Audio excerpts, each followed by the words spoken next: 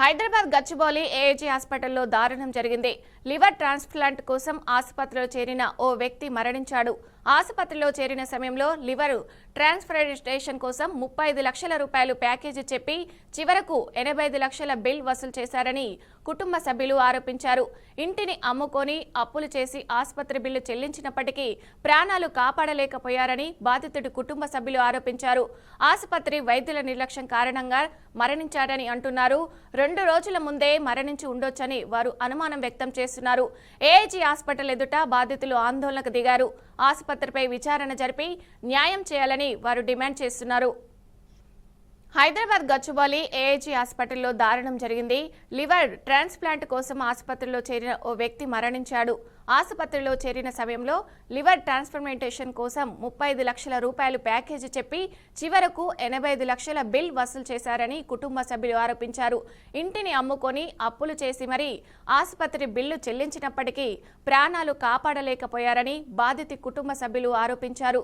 ఇక ఇదే విషయానికి సంబంధించి పూర్తి సమాచారం మా ప్రతినిధి శ్రీనివాస్ అందిస్తారు. శ్రీనివాస్, చెప్పండి, ఈ అంశానికి సంబంధించిన అప్డేట్స్ ఏంటి? గుడ్ మార్నింగ్ విజయ. హైదరాబాద్ గచ్చిబౌలిలోని ఏఎంజీ హాస్పిటల్లోని దారుణం జరిగింది. దీనికి సంబంధించి చూసినట్లయితే లివర్ ట్రాన్స్ప్లాంటేషన్ కోసం ఆసుపత్రిలో చేరిన వ్యక్తి మృతి చెందడంతో ఒక్కసారిగా కుటుంబ సభ్యులు ఆందోళన వ్యక్తం చేశారు. 35 లక్షల ఆపరేషన్ చేస్తామంటూ వసూలు చేసి 85 లక్షల బిల్లు వసూలు చేసినట్టు కూడా వైద్యులు కూడా చెప్పారు. ఇల్లు అమ్మే చేసినటువంటి వ్యక్తి దక్కని ప్రాణం 2 రోజుల క్రితమే కుటుంబ సభ్యులు అతని తోటి ఎదుట ఏఎంసీ ఎదుట పెద్ద ఎత్తున బాధిత కుటుంబాలు వ్యక్తం చేశారు. ఆసుపత్రికి న్యాయం చేసుకోవాలంటూ డిమాండ్ చేశారు. ఇక గచ్చిబౌలిలో ఉన్నటువంటి ఏఎంసీ ఆసుపత్రిలోని గత కొంతకాలంగా దారుణం చోటు చేసుకుంటుంది. అమాయకులని అంటే అనేక వైద్యం చేస్తామని చెప్తూ అనేక ఆరోపణలు ఎదుర్కొంటున్నటువంటి ఏఎంజీపై ఇప్పటికే విచారణ కొనసాగుతున్న క్రమంలో కూడా అమాయక ప్రజలపై మాత్రం ఇప్పటికీ 85 లక్షల రూపాయల బిల్లు వసూలు చేసినట్టు కూడా తెలుస్తుంది విజయ.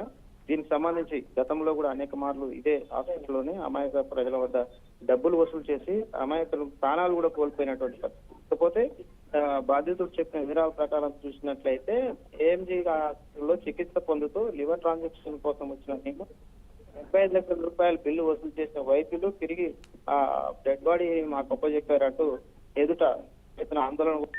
దీనికి సంబంధించిన వారిపై చర్యలు తీసుకోవాలి.